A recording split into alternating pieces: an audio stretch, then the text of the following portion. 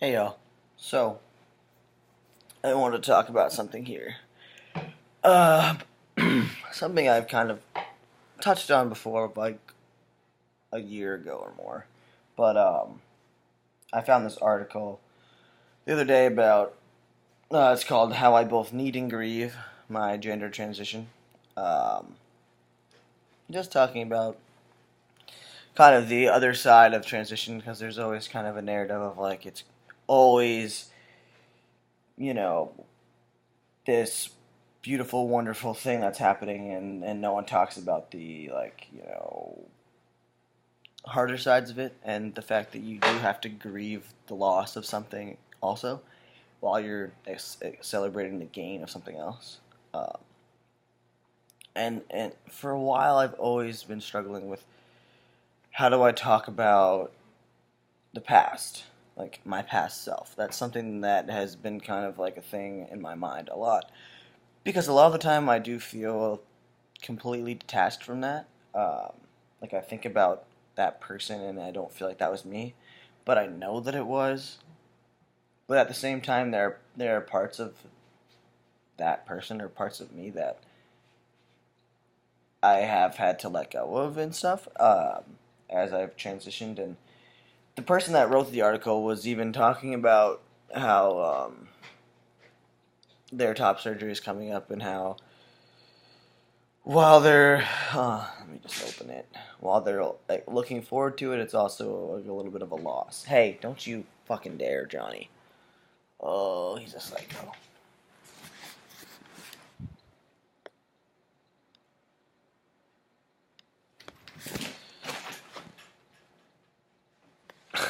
He's on something else right now. Anyway, so let me get to the part of the article. So the person says, I often wonder, can it be true that I can't inhabit this body anymore with its curves and parts that alienate me, but I'm still bonded to it? Top surgery is on the horizon for me. While I can't fathom living the rest of my life with this chest, a part of me is grieving this loss. John, I'm trying to talk. He's being crazy.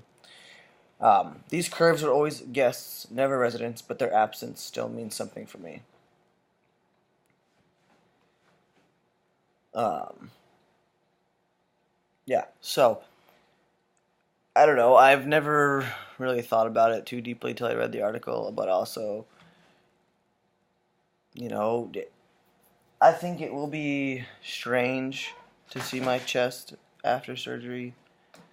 Um, because I don't know, I'm so used to the body that I have. Even though I don't like it, it's still mine.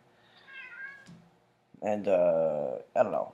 I mean, it'll be exciting, but there's also a part of me that's like, okay, that is officially something I don't have to deal with anymore, and something that I don't have anymore. And I think the other part of this that they talked about was like how their brother used to, call them their sister, and that is definitely something I've identified with. Also, like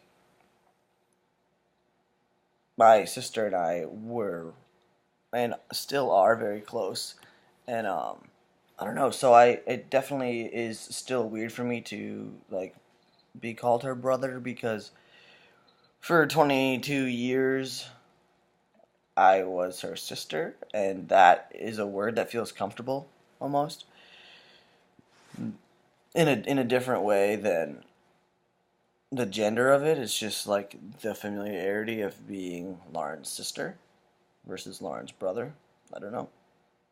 Same with another part of this article was talking about like your your birth name and how that is special because that you have memories even if you can't like vividly remember them. You remember like your parents or loved ones calling you that name when you were upset or when they were just being affectionate.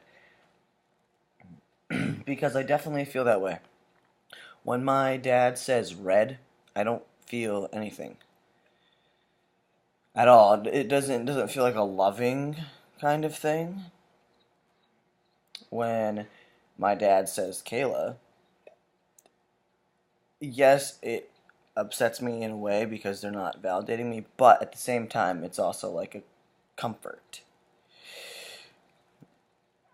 That sounds weird, but it's like just reminds me of past comfort with that name and with my parents, and like just my whole life was that name. And even I had friends that I don't really talk to anymore, but they used to call me KK. And to me, that just reminds me of fond memories of a lot of different people. That was my nickname from a lot of different people. So those things are kind of the weird parts of transition, where there are some things that I miss. That's not very descriptive at all, because a lot of it I don't miss, but some parts of it, little tiny things, it's just like a letting go process. I don't know. The article just made me think. I'll post it in the description if anybody wants to check it out. It's a good little read. But yeah. All right. John's being a psycho. I think he sees birds. Oh, hey, what's up?